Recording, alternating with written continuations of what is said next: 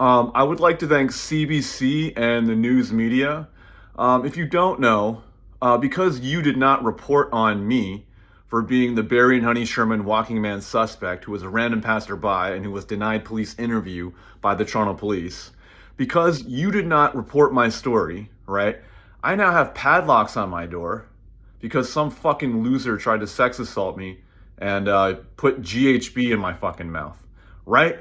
So now I have my full, I have, you know, my file cabinet, my stove.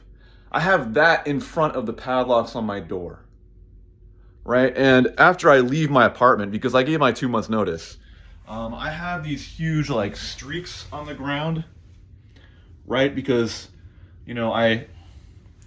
I've kept having to move, my file cabinet and my stove. So I've fucked up my shitty vinyl floor or whatever, this fake wood that I have in my shitty bachelor's apartment that I can't afford, even though I live in a closet space. Right? Like, thank you, CBC, for not reporting on my life. You completely fucked up my life. And I'm moving from this apartment, not really sure of where I'm going to move to or if I'll be in any better condition.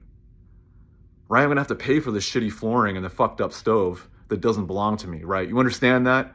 You understand that my credit is running up and my whole life is spiraling and I don't have a job and my parents are absolutely psychopathic and they don't fucking care what happens to me at all? Right?